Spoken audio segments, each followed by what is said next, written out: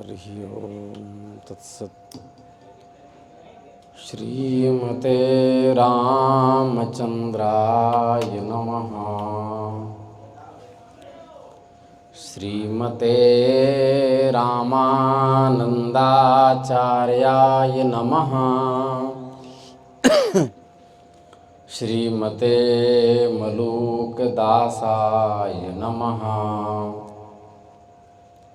सीतानाथ समारंभां श्रीरामानन्दार्य मध्यमाम् अस्मदाचार्यपर्यन्तां वन्दे गुरुपरम्पराम्। श्रीराम जय राम जय जय राम। श्रीराम जय राम जय जय राम। श्रीराम जय राम जय जय राम। श्रीराम जय राम जय जय राम। नमः पार्वती पतये हर हर महादेव। भक्तवांछा कल्पतरु भक्तवत्सल शरणागत वत्सल दीनबंधु दया सिंधु कृपा सिंधु भगवान श्री हरि की असीम अनुकंपा से हम आज आप लोग सब भगवान सिद्धि विनायक के चरणों में बैठ करके सत्संग लाभ प्राप्त कर रहे हैं। हम लोगों ने सुना कि भगवती लक्ष्मी के शाप से तथा हयग्रीव नामक दैत्य का वध करने के लिए भगवान ने हयग्रीवावतार धारण किया। उसी क्रम में देवताओं ने स्तुति करते समय कही कि हे भगवन, आपके कान के मैल से मधु कैटभ उत्पन्न हुए और उनका वध करने वाले आप हैं। आपने देवी की कृपा से उनका वध किया, इसलिए मधुसूदन नाम पड़ा आपका। क्या नाम पड़ा? मधुसूदन। तो हे भगवन, और दूसरा नाम क्या है? मध्वरी। तो यह कथा हम सुनना चाहते हैं। ऐसा शौनकादि ऋषियों ने सूत जी से नैमिषारण्य में प्रश्न किए। तब कहा कि सुनो,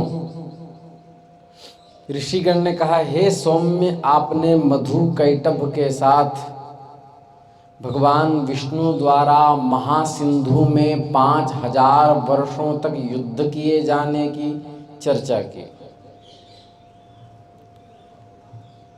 तो हम यह सुनना चाहते हैं कि दोनों अत्यंत पराक्रमी दैत्य एकार्णव के जल में किससे प्रादुर्भूत हुए और उनकी पराजय कैसे हुई। हे भगवन, मूर्खेण सह संयोगो विषादपि सुदुर्जरः विद्येन सह संयोग सुधारस समस्मृतः। हे भगवान, मूर्खों के साथ स्थापित किया गया संपर्क विष से भी अधिक अनिष्टकर होता है, और इसके विपरीत विद्वानों के साथ किया गया संपर्क अमृत रस के तुल्य माना जाता है। आप विद्वान हैं, आपकी संगति में हम लोग हैं। हे भगवन, जीवन्ति पशवः सर्वे खादन्ति में हयन्ति च जानन्ति विषयाकारं व्यवाय सुखमद्भुतं न तेषां सदसज्ञानं विवेको न च मोक्षदः पशुभिस्ते समाज्ञेया येषां न श्रवणादरः। देखो, पशु भी जीवन यापन करते हैं, वे भी आहार ग्रहण करते हैं, मल मूत्र का विसर्जन वे भी करते हैं, विषयासक्त होकर इंद्रियजन्य सुखों की अनुभूति पशु भी करते हैं। किंतु इदम शुभम, ये शुभ है, ये अशुभ है, ये अच्छा है, ये बुरा है, इसका लेश मात्र भी ज्ञान पशुओं को नहीं होता। उनको मोक्ष प्राप्ति कराने वाले विवेक पशुओं के अंदर नहीं होते। पशुओं को इसका कभी ज्ञान नहीं होता कि हम बद्ध हैं।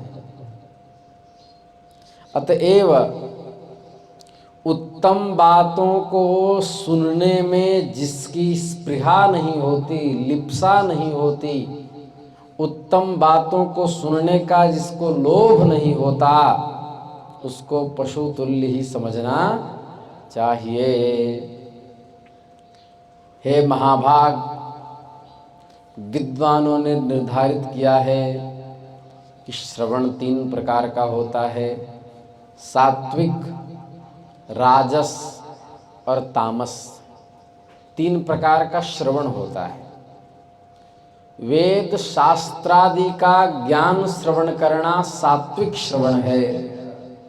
साहित्य का श्रवण करना राजस है, और युद्ध संबंधी बातें सुनना और दूसरे की निंदा सुनना यह तामस श्रवण कहा गया है।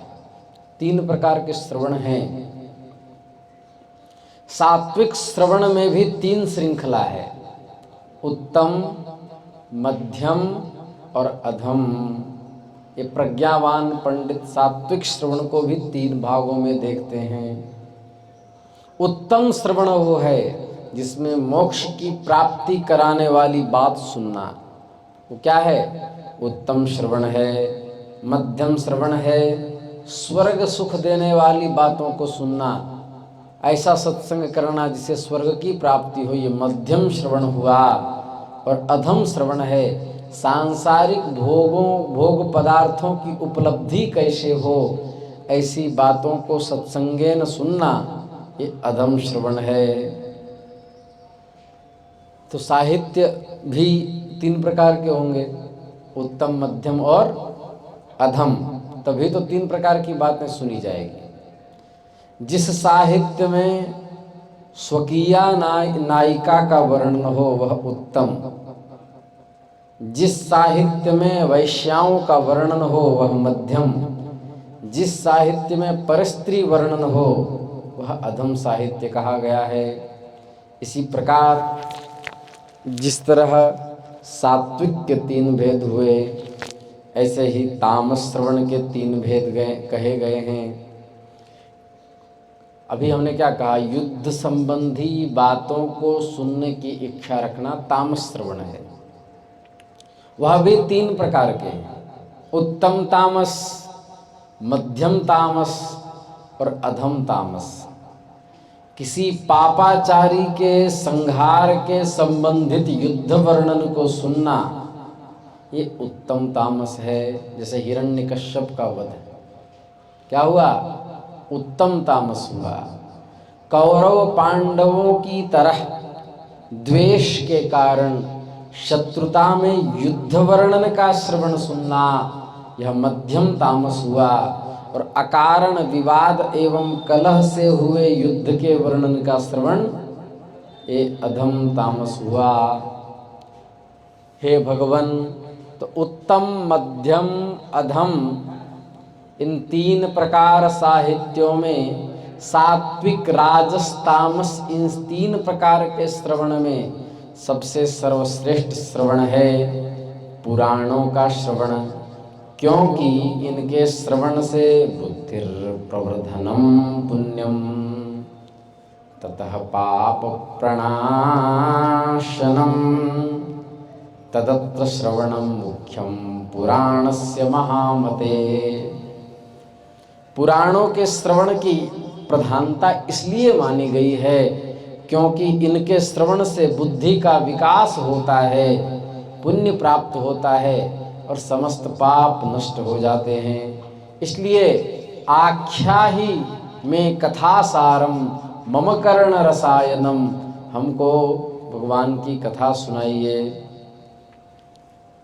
कहते हैं इस पृथ्वी लोक में, महाभाग सूत जी कह रहे हैं, हे शौनकादृशियों, इस पृथ्वी लोक में आप लोग धन्य हैं, मैं भी धन्य हूँ, क्योंकि आप लोगों के कथा श्रवण के प्रति और मुझे कथा वाचन के प्रति विवेक जागृत हुआ है।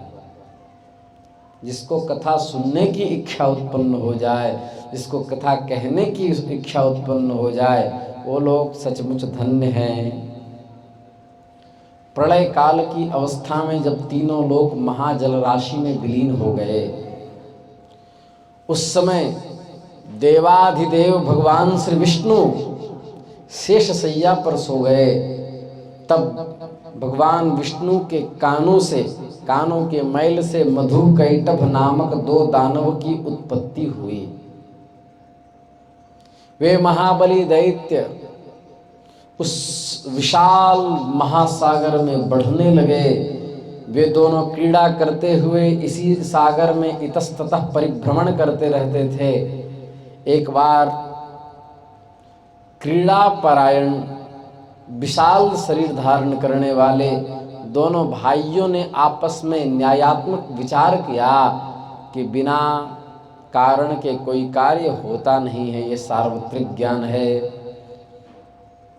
बिना किसी आधार के आधेय की सत्ता संभव नहीं। अतः आधार आधेय कारण कार्य ये सदा रहते हैं। तो हम दोनों पैदा कैसे हुए, किसने हम दोनों को उत्पन्न किया, हमारे माता पिता कौन हैं, इस बात की कोई ज्ञान हम दोनों को देता क्यों नहीं है, ऐसा सोचने लगे मधु और कैटभ।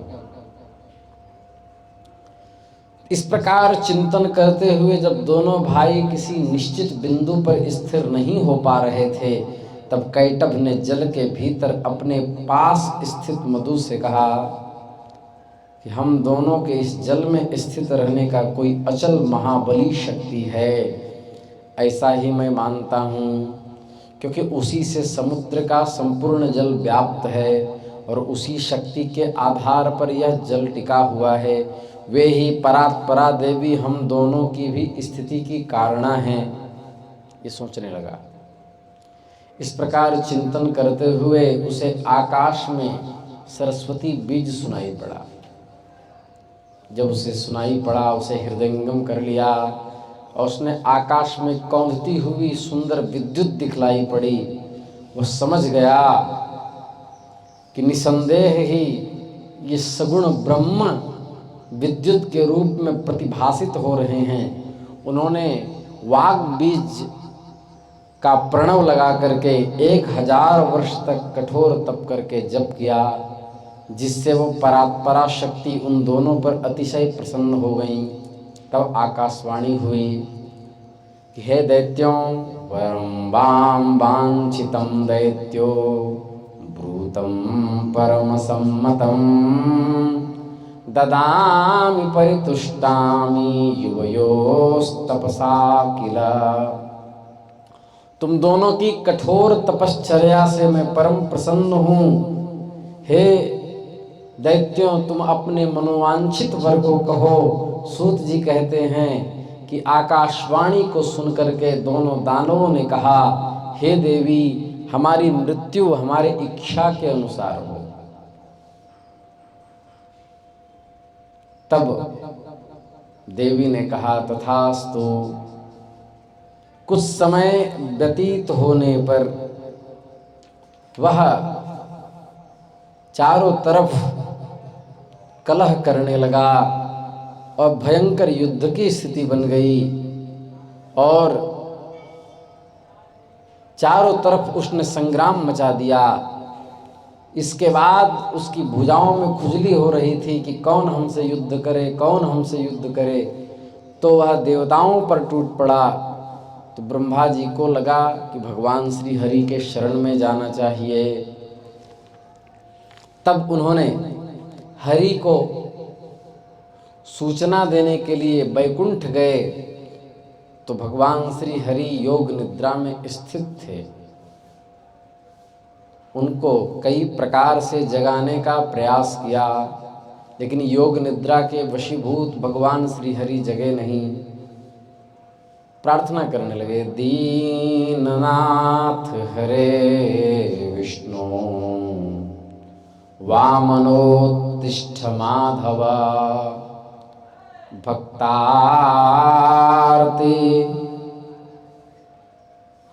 ऋषिकेश सर्वावास जगतपते। हे दीननाथ, हे विष्णु, हे सर्वव्यापिन, हे जगतपते, हे सर्वज्ञ, उठिए उठिए, मेरी रक्षा कीजिए, रक्षा कीजिए। मैं संकटग्रस्त हूँ, मैं इस समय दुख से अत्यंत पीड़ित हूँ, आपके शरणागत हूँ। ऐसी स्थिति में यदि आप मेरी उपेक्षा करेंगे तो हम देवता किसकी शरण में जाएंगे।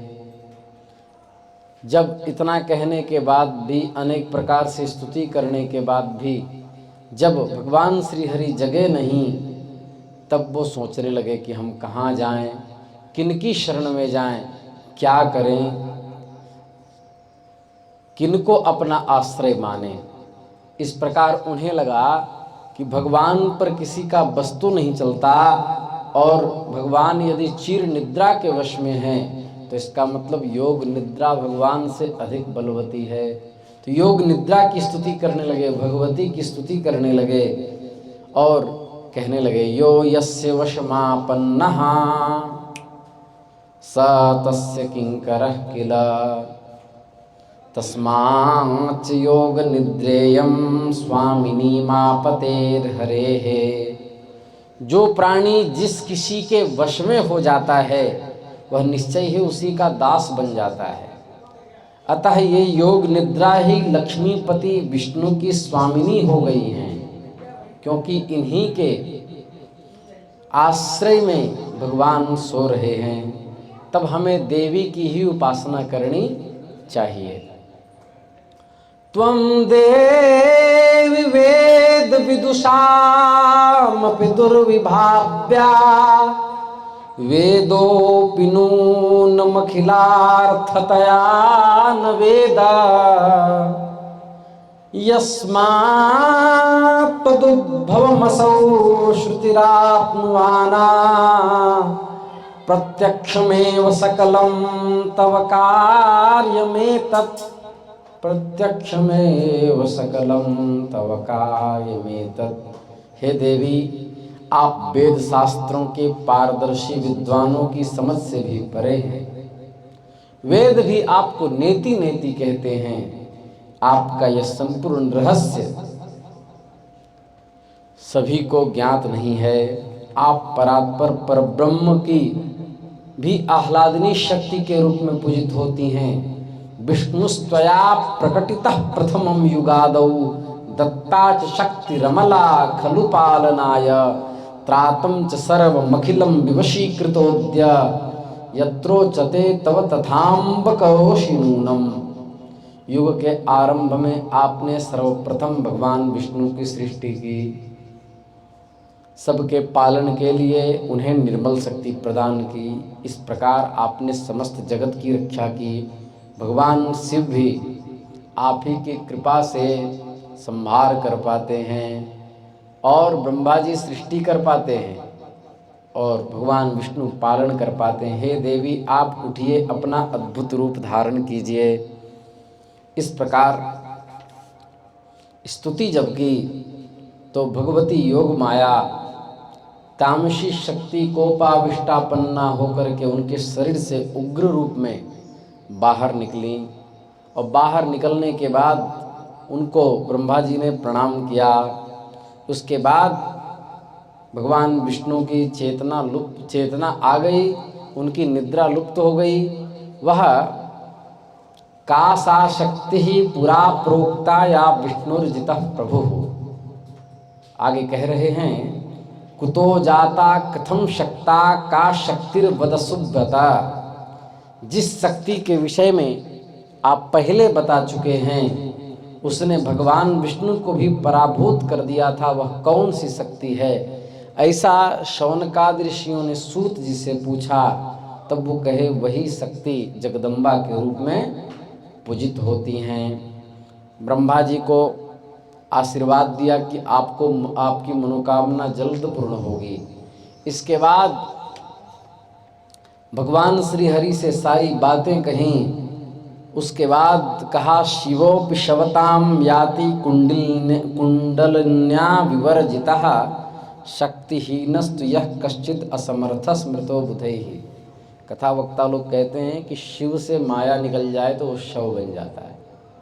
ये श्लोक यहीं से लिया गया कि कुंडलिनी शक्ति के बिना शिव भी शव बन जाता है।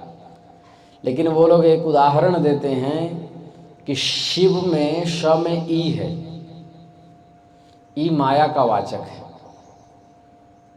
अक्षराणाम अकारोस्मि, अकार परब्रह्म वाचक है, ई माया का वाचक है।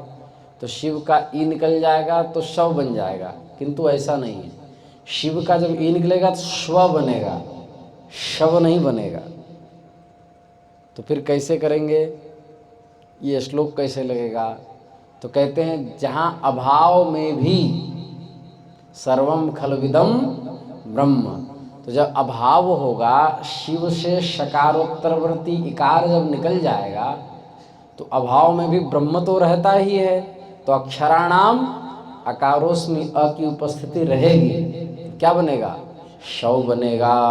मतलब शिव से शक्ति निकल जाने पर विद्वान लोग शक्तिहीन जीव को जैसे निर्जीव कहते हैं, वैसे ही वो शव बन जाता है। तो भगवती का आश्रय लिया, 5000 वर्ष तक युद्ध किया, भुजाएं थक गईं, लेकिन बाद में पता चला कि एक मधु और कैटभ ये वरदान संपन्न हैं, ये इच्छा मृत्यु का इन्हें वरदान है, तो क्या किया जाए। फिर भगवती के आश्रय भगवान गए। भगवती ने कहा मैं अपने सौंदर्य में उन्हें काम बाणों से पीड़ित करके उन्हें विचलित करूंगी, और उस समय आप उनको अपने नियंत्रण में ले लेना। भगवती ने भगवती तो त्रिलोक सुंदरी हैं ही, उनके स्वरूप को देख करके युद्ध भी कर दे, और दैत्यों को लगा कि यह देवी हमसे विवाह करना चाहती है, और उनकी बुद्धि भ्रमित हो गई। तो उन्होंने खूब प्रसन्नता से जब भगवती जी को की ओर देखा तो त्रैलोक की सुंदरी हमें चाहती हैं, ऐसा भ्रम करके उन्हें लगा कि आज तो हम बहुत प्रसन्न हैं, इसलिए हे विष्णु वरदान मांगो, क्या मांगते हो। तो भगवान ने कहा अच्छा पुत्र ही पिता को वरदान देगा, ठीक है, तो ऐसा कीजिए कि आप लोग मेरे हाथों से मरने का वरदान हमें दीजिए। बधु कैटभ को लगा कि 5000 वर्ष तक तो युद्ध किया इन्होंने, इनकी भुजाएं थकित हो गई, हमारा बाल भी बांका नहीं हुआ, तो अब वरदान दे भी दे तो क्या होगा। तो उन्होंने वरदान दिया, और चारों तरफ एकार्णव जल था। बोला ऐसे स्थान पर आप हमें मारें जहाँ पर जल का नामो निशान न हो, सूखी भूमि हो, सूखी पृथ्वी हो। उन्होंने सोचा कि ऐसा मिलेगा नहीं, प्रलय काल तो लंबे काल तक चलेगा, तो क्या किया जाए। तब भगवान ने अपनी जांघें ठोंक करके उसको विस्तृत कर दिया, और कई लाख योजन तक भगवान के शरीर की आकृति बढ़ गई, और कहा लो यहाँ मरने के लिए तैयार हो जाओ, यहाँ जल नहीं है, ये पृथ्वी है, क्योंकि गंधवत्वम पृथिव्याः लक्षणम गंध समानाधिकरण सत्ता भिन्न जाति मत्वम। और ये पृथ्वी है। अपने जांघों पर मधु और कैटभ को रख करके उनका वध कर दिया। श्री वृंदावन बिहारी लाल की जय। इससे मधु कैटभ का वध हुआ, भगवान का नाम मधुसूदन पड़ा। आगे की कथा हम कल करेंगे। नमः पार्वती पतये हर हर महादेव। अब भज ललिते ललिते ललिते वे ही काम आवेंगी। अब भज दुर्गे दुर्गे दुर्गे, विहि काम आवे